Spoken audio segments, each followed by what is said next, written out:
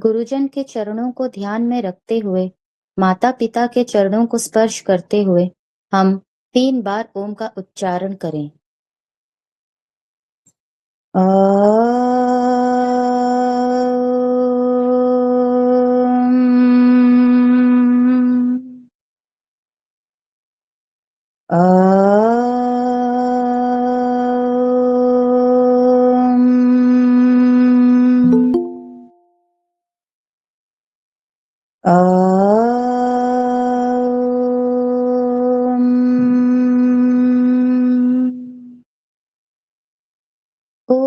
भूर्भुवस्वः तत्सवितुर्वरेण्यं भर्गो देवस्य धीमहि धियो यो नः प्रचोदयात्। ॐ त्र्यम्बकं यजामहे सुगन्धिं पुष्टिवर्धनम् उर्वारुकमिव बन्धनान् मृत्योर्मोक्षेयमामृतात्। गुरुर्ब्रह्मा गुरुर्विष्णु गुरुर्देव महेश्वरा गुरुर्साक्षात् परब्रह्म तस्मै श्री गुरवे नमः। दोनों हाथ को रब करके आंखों में लगाएं, पूरे चेहरे को रब करें।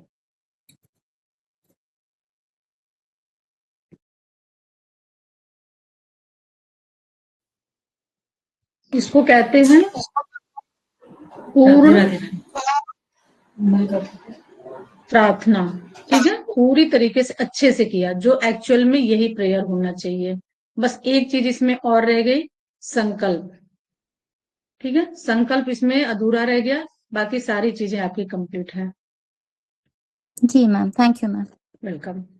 ठीक है, सभी लोग इसी तरीके से ही लर्न करेंगे, बस इसमें एक और लास्ट में ऐड कर देंगे, संकल्प। संकल्प चाहे 2 लाइन की ही हो।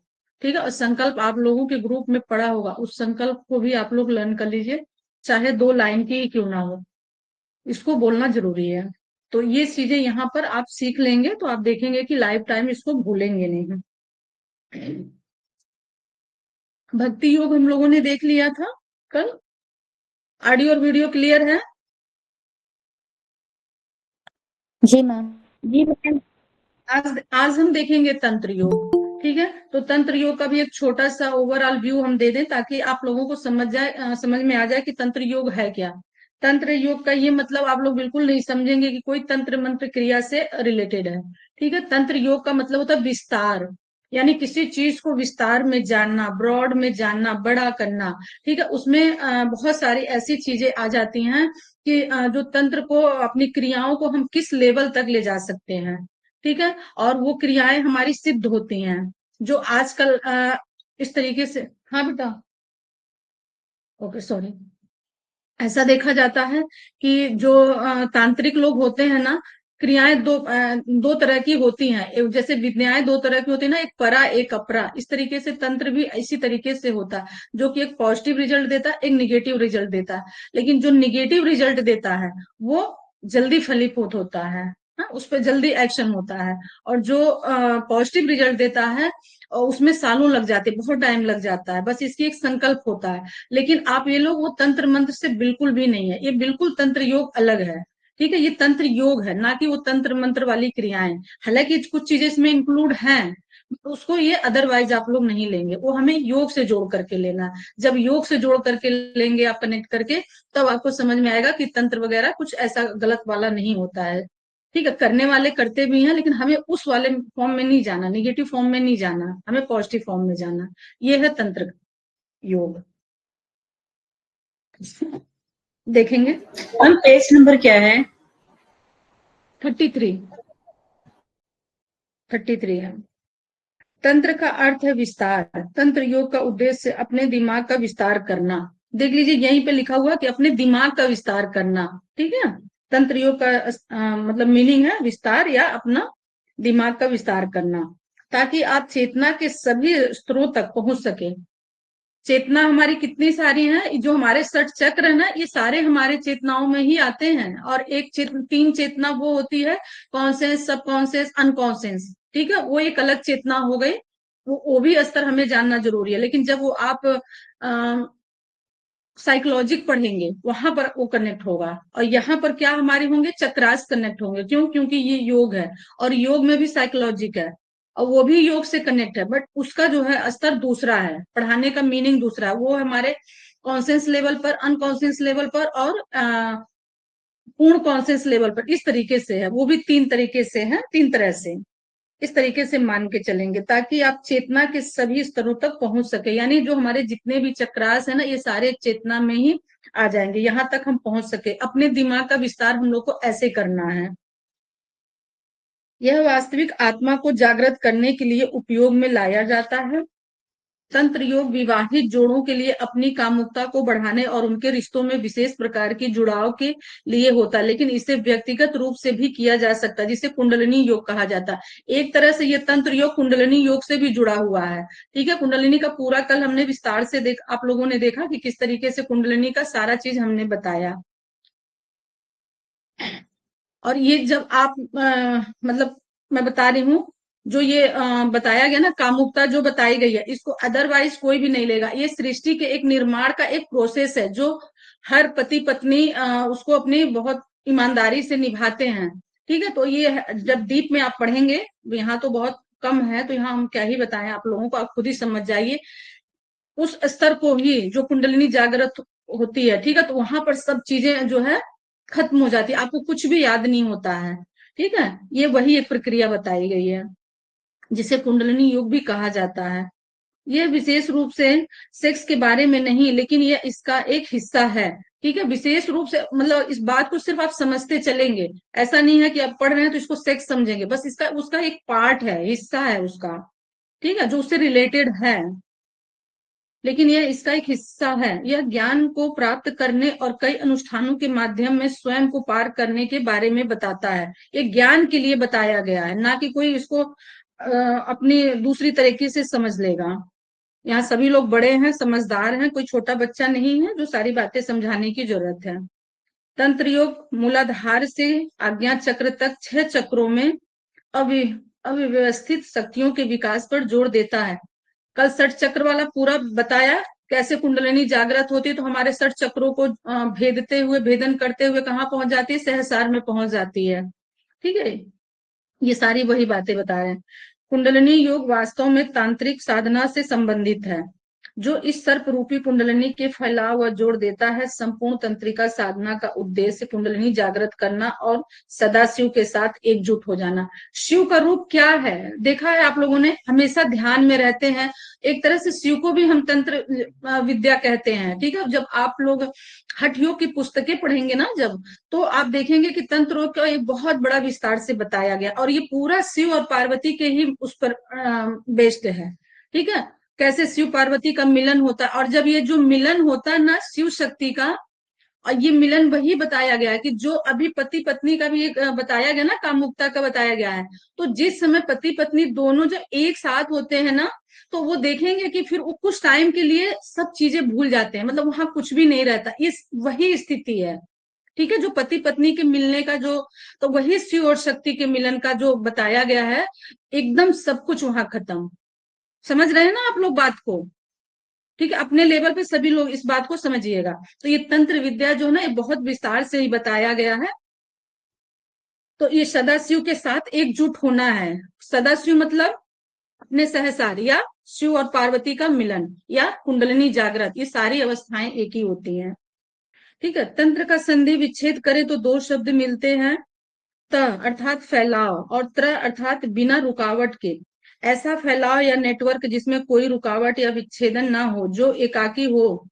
ठीक है, एकाकी मीन्स आप समझ लीजिए एकाकी हम कहाँ होते हैं। ठीक है, जो अनंत में फैला हुआ हो। इसलिए तंत्र योग परमात्मा के साथ जुड़ने का एक साधन है।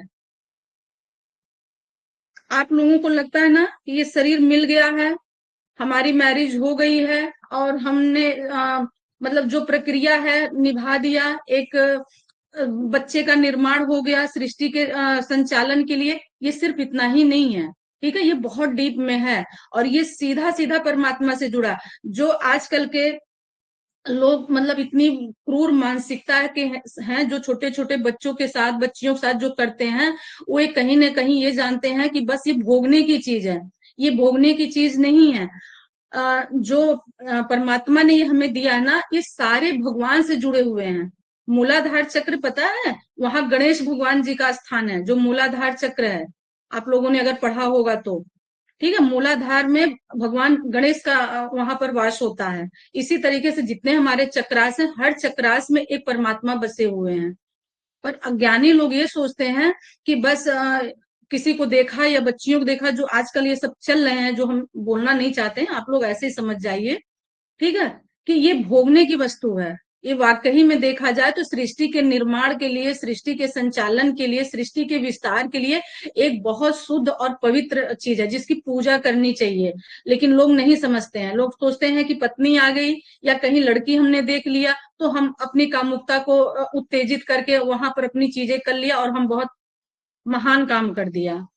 ठीक है, जितने भी हमारे चक्रास हैं, जितने सब कुछ हमारे एक ना एक भगवान से जुड़े हुए। जब आप लोग पढ़ेंगे तब इसकी महत्व को समझेंगे। आप ये भी इसमें भी बता दे रहे हैं कि जो हम आकुंचन से कुंचन वाला बताए थे ना, एक स्टार्टिंग में फर्स्ट पेपर में, ये बहुत इंपॉर्टेंस क्रिया है वहां पर। इसलिए उस समय तक आप लोगों को थोड़ी सी नॉलेज कम थी, इसलिए हमने पूरी बातें नहीं बताई। ये आकुंचन संकुचन ना, ये पूरे हमारे जो है ये कल हमने क्या पढ़ाया था, कुंडलिनी, इसको भी जागृत करने में बहुत बड़ा योगदान है इसका। ठीक है, इसमें अगर जरा सा संश्लेषण भी फील अगर आप लोग करते हैं थोड़ी देर रोक करके, और जरूरी नहीं कि आप प्राणायाम के टाइम ही करें, इसको कभी भी कर सकते हैं अपने खाली टाइम में। और जहां ये जागृत हुई, थोड़े से संश्लेषण इसमें आया, आप देखेंगे कि आप अपने आस पास पड़ोस की कोई परवाह नहीं होगी, सिर्फ आप अपने आनंद में आ जाएंगे। इतनी पावर है इसमें। आपको हर जगह आनंद ही आनंद दिखेगा, आपको कहीं दुख परेशानी ऐसा कुछ दिखेगा ही नहीं। ये पावर है।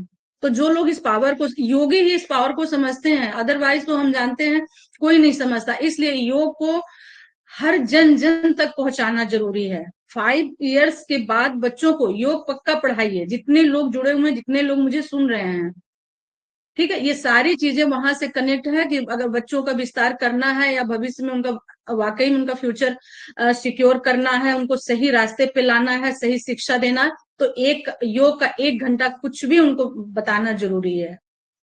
समझ रहे हैं बात को? तब इसकी महत्व को वो समझ पाएंगे कि ये भोगने की चीज नहीं है, हाँ, ये पूजने ही है, पूजने के योग्य है। नेक्स्ट देखेंगे, तंत्र का संधि विच्छेद करें तो 2 शब्द होते हैं, देख लिया आपने, अंत में फैलाव हुआ है। इसलिए ये तंत्र योग परमात्मा के साथ जुड़ने का एक साधन है। ये परमात्मा के साथ जुड़ने का एक साधन है, और ये वही साधन है, वही चीजें हैं। जब पति पत्नी, ठीक है, पार्टनर एक साथ होते हैं और जहां कुछ होश नहीं होता है, मैं बिल्कुल ऐसे क्योंकि आपको पढ़ाना है, ठीक है, इसलिए मैं खुल के बोल रही हूँ, तो वहां सब कुछ खत्म हो जाता है। कुछ वहां 1 सेकेंड 2 सेकेंड के लिए देखेंगे, कुछ याद नहीं रहता है।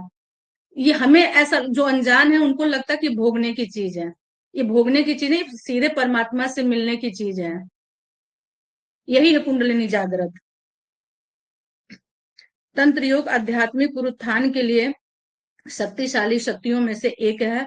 जब अज्ञानी, अनजान और अयोग्य व्यक्तियों द्वारा अभ्यास करता है तो कुछ दुर्व्यवहार होता है, ठीक है। वही अनजान, अज्ञानी, अयोग्य व्यक्ति जब किसी के साथ मिल जाते हैं तो ये दुर्व्यवहार ही समझा जाएगा। आज के टाइम पर जो हो रहा है ना, ये सेक्सुअलिटी सारी चीजें एक दुर्व्यवहार ही के रूप में हो रहा है। इसलिए किसी की कोई वैल्यू नहीं है, चाहे पति पत्नी की नहीं कर रहा, चाहे पत्नी पत्नी पति की नहीं कर रहा। ठीक है, ये वही एक रीजन है, क्योंकि इसकी इंपॉर्टेंस खत्म हो गई है। और जिस दिन ये ज्ञान हो जाएगा, फिर देखेंगे पार्टनर कभी भी अपने पार्टनर के साथ चीट नहीं करेगा, कभी भी। तो जो समझदार है वो कभी नहीं करेगा, और जो अज्ञानी है वो चीट कर रहा है, बस वही छोटी सी चीज के लिए। वो छोटी सी, वो सीधे परमात्मा से कनेक्ट है, बस उसको लगता है कि हम जो ये बस ऐसी मौज मस्ती की चीजें हैं।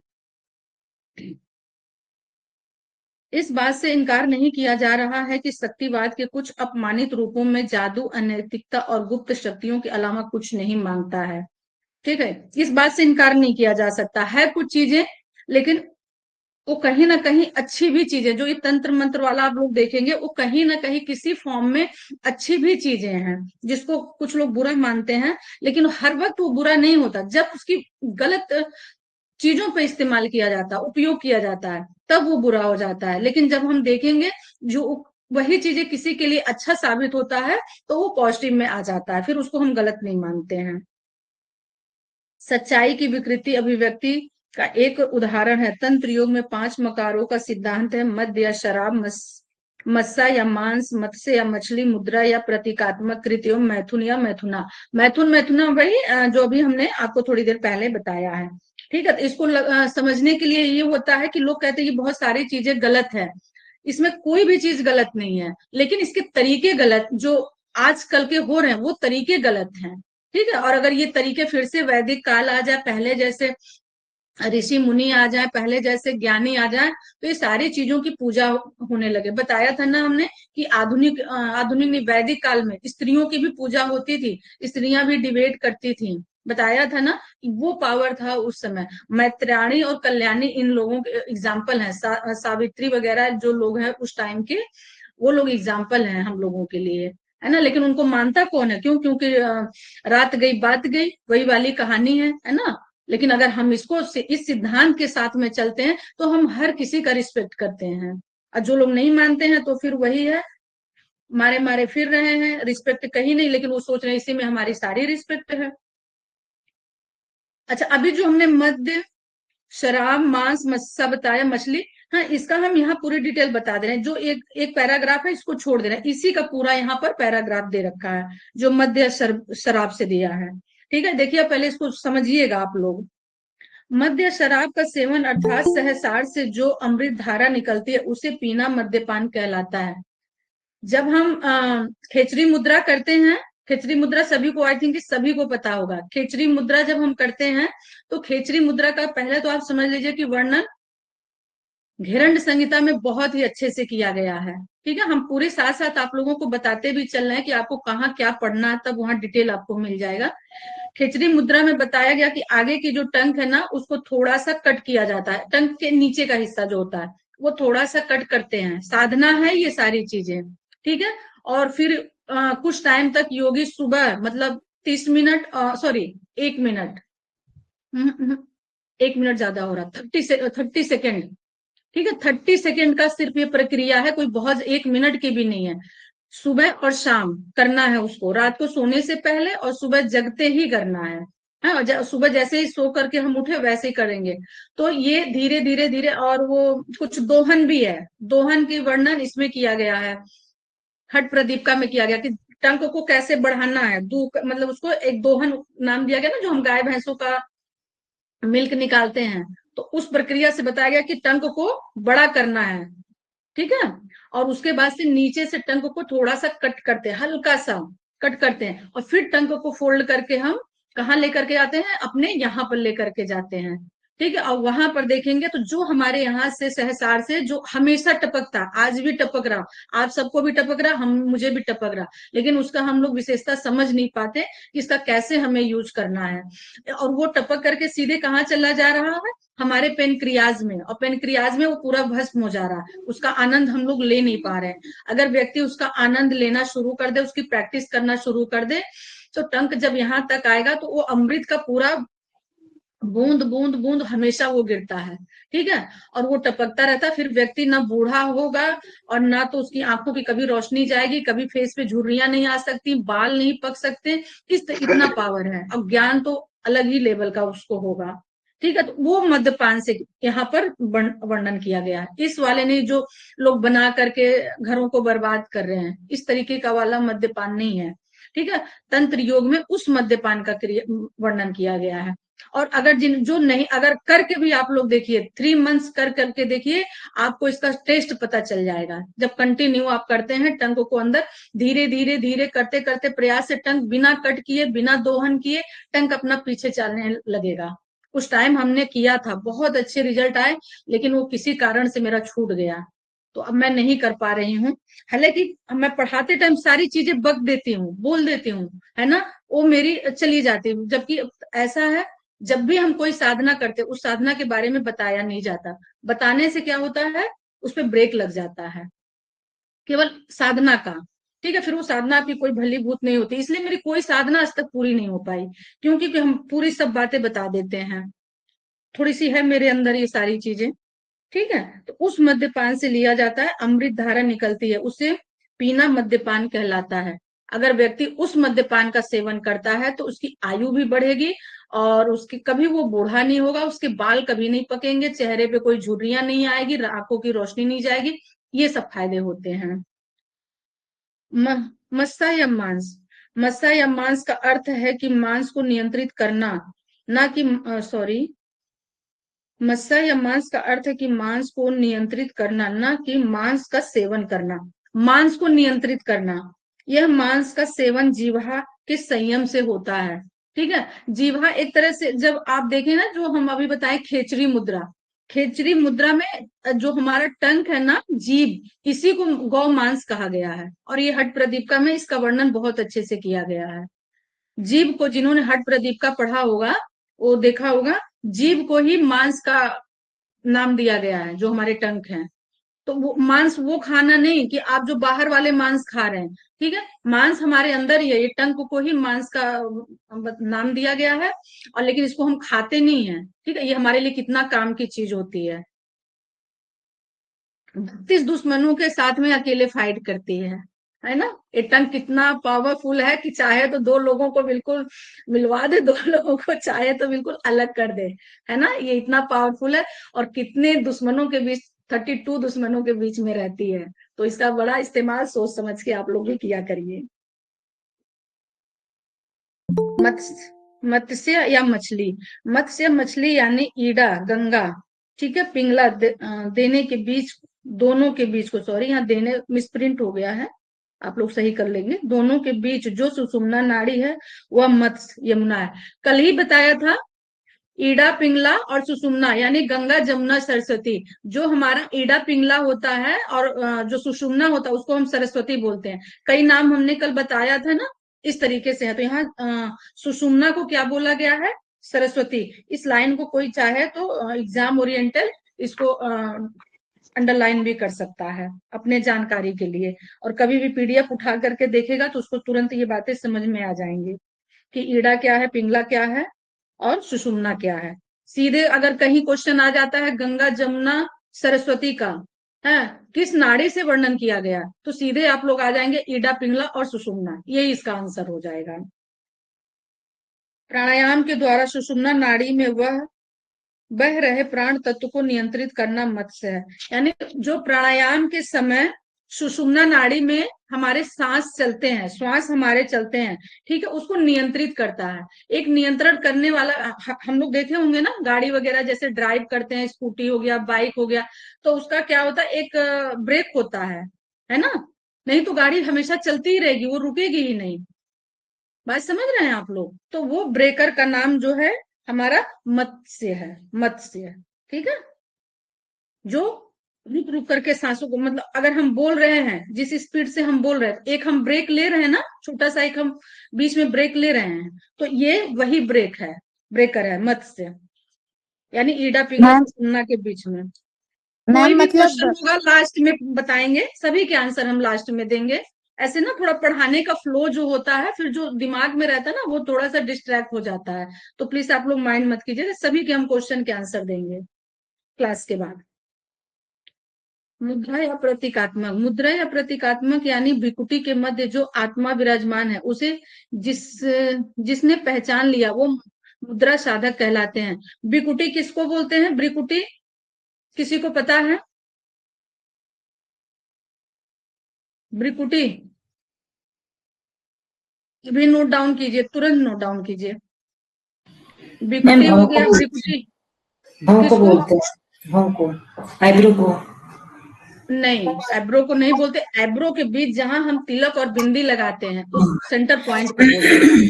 हाँ, कोशिश आपकी अच्छी थी, बट पूरी तरीके से नहीं, थोड़ा सा मिस हो गया, बट कोशिश अच्छी थी। ये जहां हम तिलक और बिंदी लगाते हैं ना, इसी को हम भ्रिकुटी बोलते हैं। ठीक है, तो यहाँ क्या विराजमान होते हैं, यहाँ पर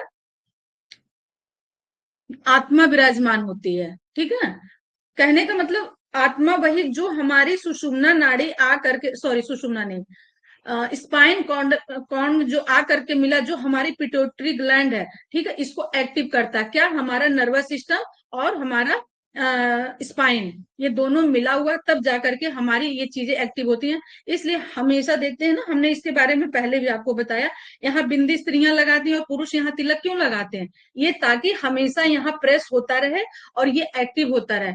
और ये ग्लैंड एक है पिट्यूटरी ग्लैंड, लेकिन ऐसे योग में हम इसको जैसे ब्रिकुटी बोल दिए और आज्ञा चक्र बोल दिए, विशेष इसका आज्ञा चक्र है, ठीक है, योग में। और भी इस तरीके से बहुत सारे नाम है, मास्टर ग्लैंड है इसको बोलते हैं। ये एक्टिव होता है। और सच में देखेंगे, जब आप ध्यान में जाएंगे, ध्यान की स्थिति में बैठेंगे, तो यहाँ का संश्लेषण, जब आंखें बंद करके, तो यहाँ संश्लेषण एक फील होने लगेगा। हाँ, और गोल गोल सा ऐसे जो भी हो, जिसको किसको कैसे आता है, किसको कैसे आता है, वो अपने अपने तरीके से है। तो यहाँ एक तरह से देखा जाए तो परमात्मा का वास होता है, ठीक है, सॉरी, आत्मा का वास होता है। और कहीं ना कहीं परमात्मा का भी थोड़ा बहुत तो है ही है इसमें, नहीं तो अब बाकी के चक्र में क्यों नहीं रहेगा, सिर्फ यहाँ क्यों ही रहेगा? तो इस ग्लैंड को इसीलिए कल भी हमने समझाया था, शायद शकुंतला मैम नहीं थी, कि इस चक्र को एक्टिव करना बहुत जरूरी है। और कभी भी आप लोगों को टाइम मिलता है तो रिंग फिंगर से 1-2 सेकंड के लिए इसको प्रेस जरूर कर लिया करिए, अगर आप लोगों को याद रहे तो। वैसे तो हम जितना पढ़ाते हैं, आप याद तो सारा ही होंगे आपको, क्योंकि जब मैं पूछती हूँ तो सारी चीजें आप लोगों को याद ही रहते हैं। तो इसको प्रेस कर लिया करिए, तो ये एक्टिव हो जाता है, ठीक है। और जब ये एक्टिव हो जाता है तो आपकी निर्णय लेने की क्षमता और डिसीजन मेकिंग, ये सब सारी चीजें अच्छी हो जाती हैं। सिद्धांत इसमें देख लेते हैं।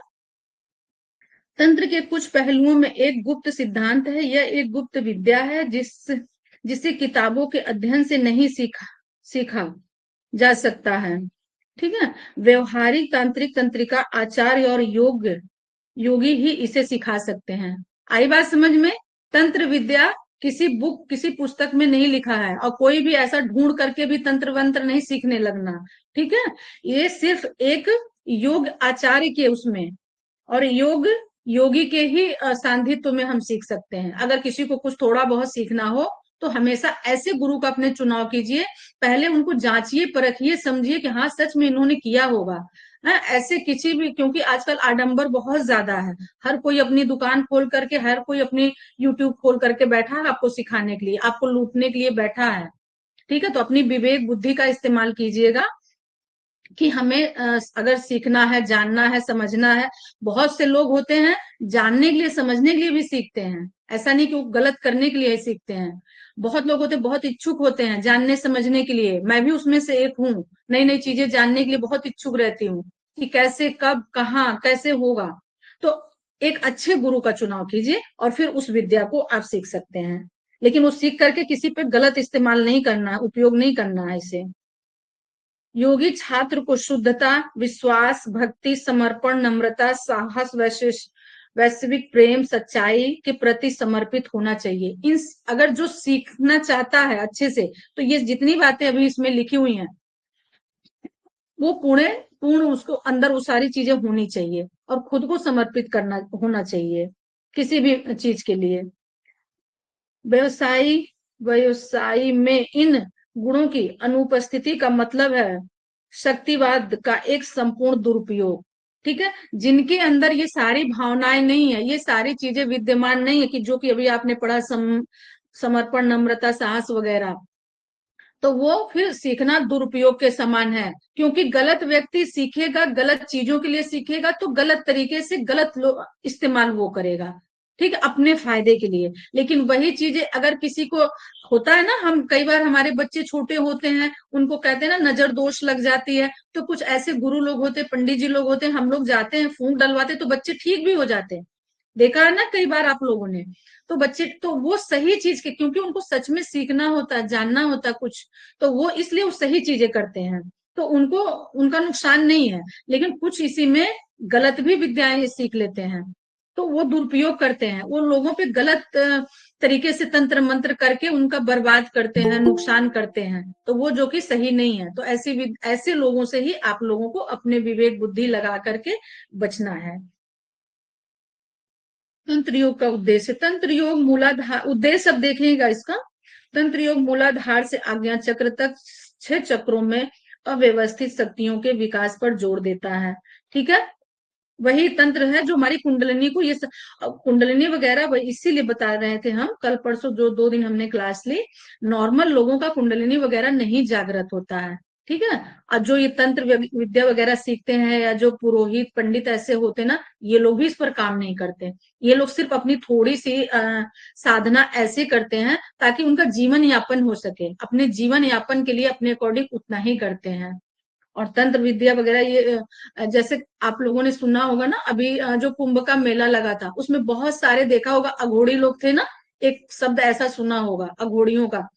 तो ये वो लोग भी नहीं करते, लेकिन कुछ ऐसी विद्याएं होती हैं, हम किसी को नहीं कह रहे हैं, ऐसा ना हो ये यूट्यूब पर ये जाएगा, ठीक है, तो कहीं हंगामा मच जाए। मितेश भैया इसको आप जो है कट कर दीजिएगा। तो नहीं तो पता चला सुबह मीडिया वाले दरवाजे पर आ गए लेने के दे पड़ी को खड़ी कर देना। वो लोग थोड़ी सी इस विद्या में माहिर होते हैं जो कि गलत करते हैं, हालांकि नहीं करना चाहिए। देखिए उनके सामने ना अच्छे अच्छे लोग मस्तक होते हैं, क्योंकि उनकी साधना उस लेवल की होती है। तो ऐसे आप समझ लीजिए कि आपको कहाँ उद्धार है, कौन लोग सीख सकते हैं, किसके लिए ये फायदे की चीज है। नॉर्मल लोगों के लिए ये सब चीजें सही नहीं है। ठीक है, और वो अलग ही रहते हैं। जब हम गए थे कुंभ के मेले में, सभी को पता होगा कि जब इस बार कुंभ का मेला लगा था, हम गए थे, हमने देखा था उनकी एक अलग ही काफिला चल रही थी। उनके आगे पूरे प्रशासन क्या क्या सब लोग लगे थे। हम लोग को साइड में उसी भीड़ में छोड़ दिया गया था मरने जीने के लिए, और उनके साथ पूरी प्रशासन लगी हुई थी। तो इतना पावर उन लोगों का होता है। अमितेश भैया इस बात का ध्यान रखिएगा, ये शब्द को हटा दीजिएगा यहाँ से। संपूर्ण योग वास्तव में तांत्रिक साधना से संबंधित है। हमको कुछ चीजें इसलिए बतानी पड़ती समझाने के लिए। ठीक है, ऐसा हमारा कुछ मतलब नहीं है किसी को गलत बोलना, पर हमें कुछ एग्जाम्पल ऐसे देने पड़ते हैं, हाँ, जो इजी होता है, ताकि इजी तरीके से लोग समझ सकें। और कोई मेरा ऐसा उद्देश्य नहीं है। जो इस सर्प रूपी कुंडलिनी के फैलाव पर जोर देता है। तांत्रिक साधना का उद्देश्य कुंडलिनी जागृत करना है, सदाशिव के साथ एकजुट होना है। तो सदाशिव के साथ में कौन से लोग रहते हैं, अब आप देखिए कनेक्ट हो गया। याद कीजिए कौन से लोग रहते हैं जो भगवान के साथ रहते हैं, जिनके कुंडलिनी वगैरह जागृत करते हैं, इस तरीके की तंत्र विद्या करते हैं। अघोड़े ही तो रहते हैं ना, है ना। अब कनेक्ट हो गया। हालांकि मैं ये पढ़ी नहीं थी, मुझे ध्यान नहीं था, तो मैं ऐसे ही पढ़ बता आपको समझाने के लिए बताई थी, और ये आ भी गया। तो सदाशिव के साथ वही लोग रहते हैं, देखिए बिल्कुल मस्त अपने मस्ती में, हाँ, और उनको देश दुनिया से कोई मतलब नहीं। अगर उनको किसी ने छेड़ दिया, किसी ने कुछ कह दिया, या तो ये समझो कि उसकी खैर नहीं। और उनके साथ पूरी प्रशासन भी नतमस्तक हो जाती है। तो वही लोग इस तरीके के काम करते हैं। ठीक है, तो ये हो गया तंत्र विद्या का पूरा। और विशेष तरह ये भी आप लोगों ने देखा होगा कि वही लोग ये तंत्र विद्या वगैरह करते हैं, है ना, जो मतलब अच्छा वाला या बुरा वाला जो भी है, अपने दिमाग से आप लोग समझ जाइए, क्योंकि ये थोड़ा सा रिकॉर्डिंग भी होती है ना, तो हमें उसी हिसाब से बताना होता है। नेक्स्ट देखेंगे ध्यान योग। अब आज हम ध्यान योग ये पूरा कर देंगे आप लोगों का। ध्यान का पूरा हम नहीं बताएंगे, सब आप पढ़ेंगे, हम केवल आपको समझा देंगे, क्योंकि मैं 4 दिन से कंटिन्यू बोले जा रही हूँ आप लोगों को समझाने के लिए। ये बहुत है।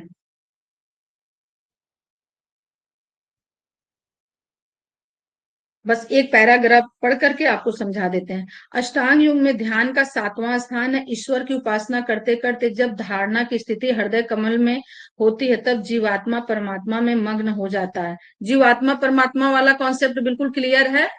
ठीक है, आत्मा से परमात्मा का मिलन, ये कॉन्सेप्ट आपका सभी का क्लियर है ना। वही ध्यान की स्थिति होती है। ईश्वर से साक्षात्कार होता है, तब जीवात्मा संसार के विषयों को भूल करके परमात्मा के सन्निकट सन्निकट पहुंच जाती है। जब हम संसार से विरक्त होते हैं तो हम किसकी तरफ जाते हैं, परमात्मा की तरफ। अब इसी पर एक और छोटा सा एग्जांपल दे दें। जब द्रौपदी जी का महाभारत, जिसने देखा होगा, द्रौपदी जी का जब चीर हरण हो रहा था, है ना, उस सभा में उनके हस्बैंड लोग बैठे हुए थे। कितने महान थे वो, कितने मतलब शक्तिशाली थे। और उस सभा में और भी बहुत सारे लोग बैठे थे। इससे अच्छा एग्जाम्पल हो नहीं सकता, इसलिए मैं एग्जाम्पल आप लोगों को दे रही हूँ। कितने उसमें द्रोणाचार्य और कौन कौन से चार्य, हाँ, बहुत सारे लोग बैठे थे, जो कि पूरी महाभारत जिन लोगों ने रचना की उन लोगों ने बैठा, और उन्हीं लोगों की वजह से महाभारत भी हुआ था। वो लोग चाहते तो नहीं होता, ठीक, वो क्योंकि कोई समझाने वाला नहीं था।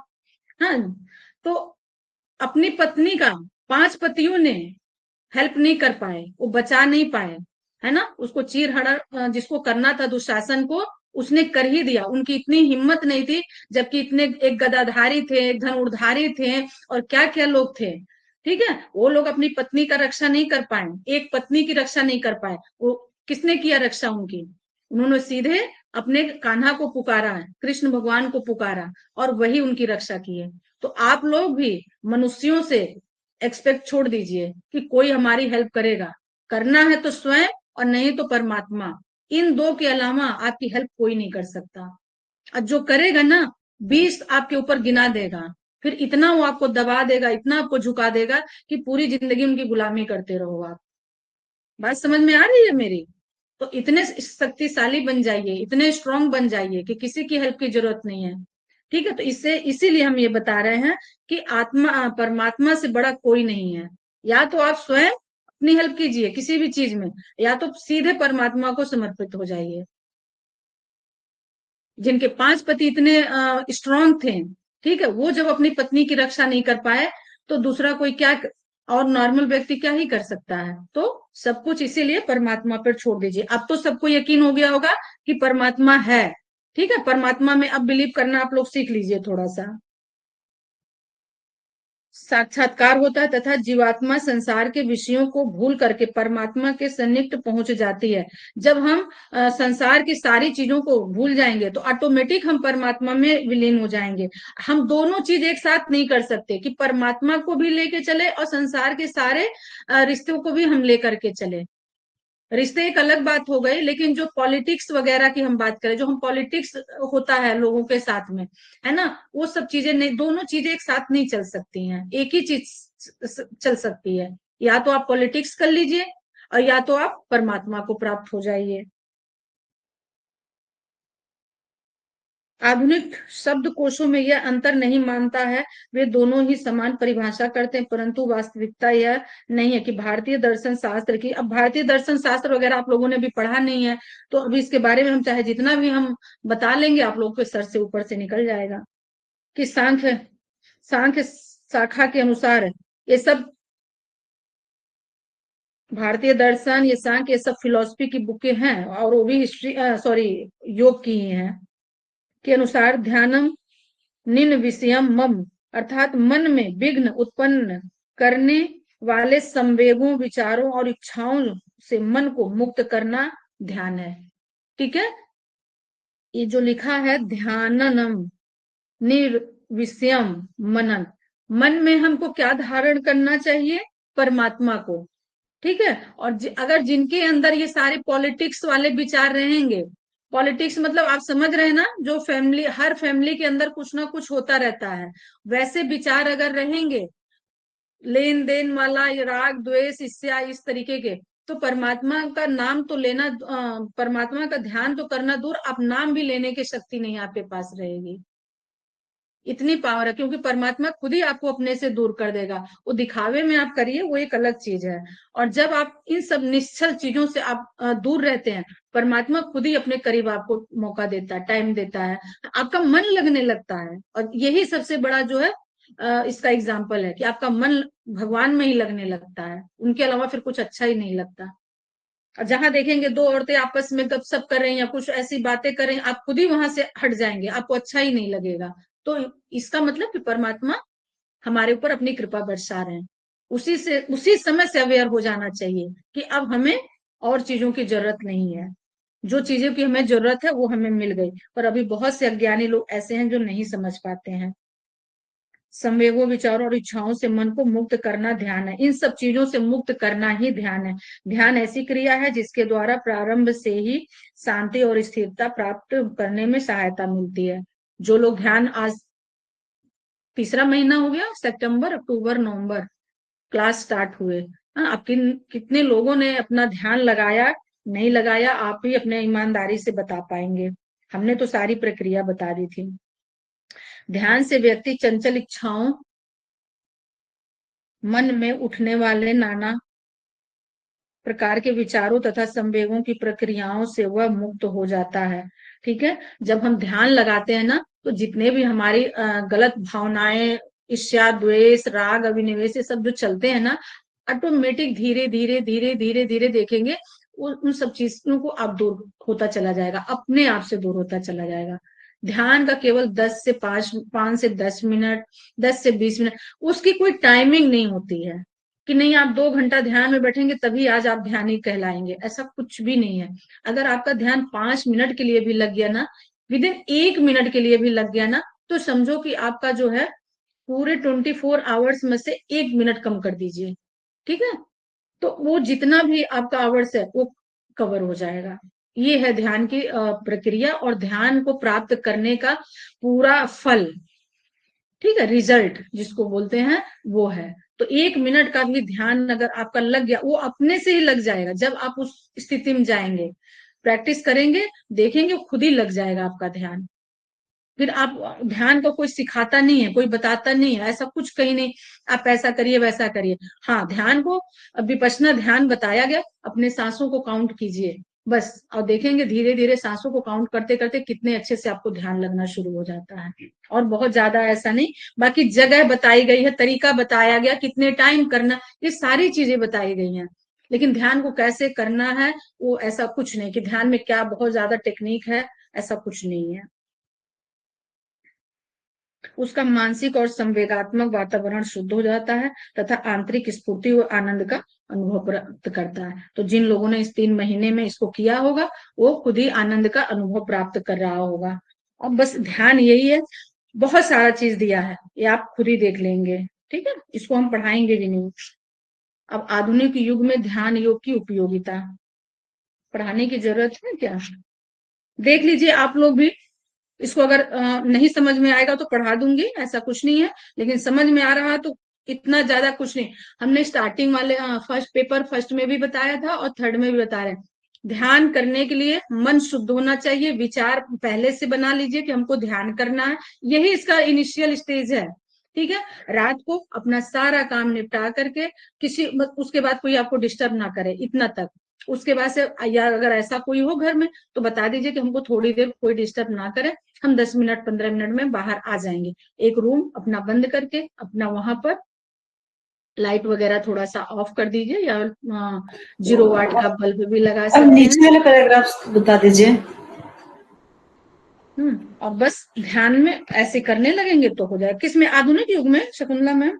नहीं, ये ध्यान योग में जो ध्यान के द्वारा बुद्धि, संवेग तथा संकल्प।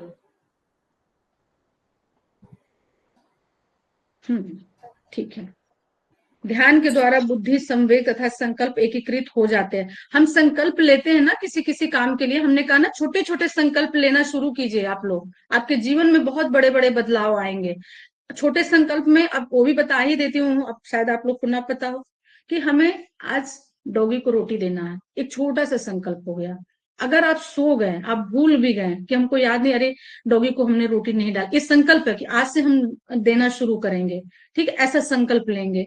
ये सिर्फ हम एक एग्जाम्पल बता रहे हैं। तो अदरवाइज आप सो भी गए तो भी उठ करके अब आपको याद आया, करिए हमने तो बोला था कि हमें देना है डॉगी को रोटी, हमने नहीं दिया, उठेंगे और फिर किचन में जाएंगे, किचन से लाके बाहर डॉगी को रोटी देंगे, ये संकल्प है। अगर यह संकल्प कर लिया कि 1 पेज हमें पढ़ाई करनी है, डेली हमको 1 पेज पढ़ना है, आपके पास बहुत सारे काम है, भूल गए, नहीं पढ़े, आप सो गए, रात को 1 बजे भी अगर आपकी आंख खुलती है और आपको याद आ गया कि हमारे आज तो हमने राइटिंग नहीं किया, आप उसी वक्त उठेंगे और उसी वक्त उस संकल्प को पूरा करेंगे। जिस व्यक्ति के अंदर ये संकल्प आ जाएगा वो अपने लक्ष्य को इतने आसानी से पा लेगा, थोड़े टाइम के बाद उसके जीवन में जो परिवर्तन होगा ये वही व्यक्त कर सकता है। हाँ, ये है संकल्प। तो आप अगर संकल्प ले लेती हैं कि हमको आज से ध्यान करना है, तो चाहे आंधी आए, तूफान आए, कुछ भी आए, घर में कुछ भी हो जाए, 1 मिनट के लिए ही आप कमरे बंद कीजिए और 1 मिनट का ध्यान अपने संकल्प को पूरा कीजिए। संकल्प से बहुत बड़े बड़े कार्य सिद्ध हुए हैं। तो पहले हमें छोटे छोटे संकल्प लेने चाहिए, ठीक है, जिसको हम आसानी से पूरा कर लें। और जब हम आसानी से अपने संकल्प को पूरा कर लेते हैं तो बड़े से बड़े संकल्प लेकर के और उस कार्य को भी हम कर सकते हैं। ठीक है, इतनी शक्ति है इसमें, संकल्प में। एकीकृत हो जाते हैं, एकीकृत मतलब एक हो जाते हैं। ठीक है, वेग मतलब जो हमारी सोचने की क्षमता चल रही है उसी को वेग हम कहते हैं ना। जो हम सोच लिए कि ये हमको करना है, तो क्या हुआ, एक हमारे मुंह से निकला ये वेग, हवा की तरह ही तो निकला। ठीक है, और जब संकल्प को हम पूरा करते हैं तो वो चीज हमारी पूरी हो जाती है। जो हम संकल्प लिए हैं उसी को बोला है एकीकृत होना। जो संकल्प हम लिए वो पूरा हो जाता है तथा कुंडलिनी शक्ति जागृत होती है। तो जब हम किसी एक रास्ते पे चलेंगे किसी भी संकल्प के लिए, तो हमारे जीवन में एक ऐसा बदलाव जरूर आएगा। ये कुंडलिनी जागृत तो किसी और चीज के लिए भी हो सकता है, ध्यान के लिए भी हो सकता है, और भी किसी चीज के लिए। तो आपके बॉडी में एक ऐसा मतलब पॉजिटिव चीज जरूर होगा। ठीक है, आपके जीवन से आलस खत्म हो जाएगा, आपके जीवन से डर खत्म हो जाएगा, आपके जीवन से नकारात्मकता खत्म हो जाएगी। ऐसे भी हो सकते हैं, जरूरी नहीं कि आपकी कुंडलिनी ही जागृत हो। हाँ, ये मतलब इस तरीके से कुछ भी एक संकल्प अगर आप लेते हो, आपके जीवन में एक परिवर्तन जरूर होगा। धारणा से मन स्थिर होता है। धारणा ध्यान समाधि हम पढ़ाए थे ना आप लोगों को, ये वही धारणा है, यानी एक संकल्प लेना, किसी चीज पर अपने ध्यान को केंद्रित करना, वो धारणा होता है। और चाहे आप बाहर कर सकते हैं और चाहे किसी चक्र पर कर सकते हैं, चाहे गुरु के चरणों पर, माता पिता के चरणों पर, अपने किसी भी प्रियजन के। ठीक है, तो उस पर धारणा जब हम करेंगे तो फिर वो हमारे ध्यान में वो परिवर्तित हो जाएगा। जिस दिन धारणा की क्रिया कंप्लीट हो जाएगी वहां से फिर ध्यान की प्रक्रिया शुरू हो जाती है। और ध्यान से अति चेतन मन उच्च धरातल में प्रसारित हो जाता है। तो जब हमारा ध्यान लगने लगता है तो जो हमारा मन है ये पूरा उच्च धरातल में, ठीक है, यानी अच्छे अच्छे विचारों में, अच्छी चीजें करने में, पॉजिटिव चीजें करने में ऑटोमेटिक वो परिवर्तित हो जाता है। इसके लिए वो मतलब रेडी हो जाता है। इस प्रकार कहा जा सकता है कि ध्यान वह प्रक्रिया है जिसके द्वारा मन पहले एकाग्र किया जाता है। ठीक है, एकाग्र करने के लिए संकल्प ही जरूरी है। जब तक आप संकल्पित नहीं होंगे या एकाग्रता नहीं आएगी। कि आज हमने सोच लिया है देख लेते हैं, कर लेंगे, अच्छा थोड़ा मोबाइल चला लें, हम कर लेंगे, टीवी नहीं, तब नहीं हो पाएगा। जब तक संकल्प आप नहीं लेंगे तब तक आप चीजों को नहीं कर पाएंगे, ये भी जान लीजिए। संकल्प लेना जरूरी है। और जब जिस दिन से आप संकल्प ले लेंगे और देखेंगे परमात्मा आपकी हेल्प करेगा उस चीज को करने में, उतना टाइम समय वो आपको निकाल के दे ही देगा कि आपको कैसे करना है। ये होता है संकल्प। और ये होता है ईश्वर पर विश्वास कि आत्मा प्रकाश की अवस्था में प्रसार किया जाता है। इसमें सूक्ष्म किंतु निश्चित चेतन का प्रभाग निहित होता है। ध्यान की विधियां ध्यान से पूर्व निम्न क्रियाओं को करने से ध्यान में सहायता मिलती है। तो अब ये जितनी क्रियाएं दे रखी हैं वन से पढ़ेंगे तो आप देखेंगे कि वही है सारी चीजें। ओवर ये पढ़ने की दृष्टि से आप लोगों को इतना लंबा दे रखा है, लेकिन जो शॉर्ट फॉर्म हम जिस तरीका बता रहे हैं मेन यही तरीका है। ठीक है, ध्यान करने का। तो आज तो टाइम ओवर हो गया। अब किसी का कोई क्वेरी है? पता है ये जितना हम आप लोगों को सारी चीजें जैसे पैराग्राफ पढ़ाते हैं ना, तो इसमें टाइम बहुत वेस्ट होता है। और इधर तो हम 4-5 दिनों से काफी बोल करके पढ़ा रहे हैं। हम सोचते हैं कुछ चीजें आप लोग पढ़ो और जो ना समझ में आए उसको हम एक्सप्लेन करेंगे। मैम हठ प्रदीपिका क्या है? हठ प्रदीपिका क्या है? हठ प्रदीप का, हठ प्रदीप का एक बुक है। ठीक है, ये हठ ग्रंथ की, हठ योग की एक बुक है। उसमें सारे मतलब दे रखे हैं, सूत्र के फॉर्म में है। मतलब हिंदी भी है संस्कृत भी है। संस्कृत दिया है, फिर उसका हिंदी दिया है अनुवाद, और वो सारी उसमें बहुत सारी चीजें दी, आसन प्राणायाम बंध मुद्रा है, नादानुसंधान, इतनी सारी चीजें दी गई हैं। और उसको पढ़ करके योगी जो लोग हैं जिनको प्रैक्टिस करनी होती है तो वो अपनी प्रैक्टिस करते हैं उसी के हिसाब से। पर हमको ये लगता है कि इतना ज्यादा नहीं, लेकिन थोड़ी सी आप छोटी छोटी चीजें करते हैं तो आप एक अच्छा अचीवमेंट कर सकते हैं अपनी लाइफ में योग के माध्यम से। बहुत बड़ी चीज करने की इतना जरूरत नहीं है। हाँ, लेकिन कुछ चीजें करने की जरूरत है, जैसे रोज योग करने की जरूरत है, योग की बात करने की जरूरत है, योग के बारे में जो व्यक्ति थोड़ा सा अवेयर है, जानना चाहता, उनको बताने की जरूरत है। इस तरीके की चीजें अगर आप करते हैं तो आप देखेंगे ना योग से कैसे कनेक्ट रहेंगे और योग की चीजों को आप जल्दी जीना शुरू कर देंगे।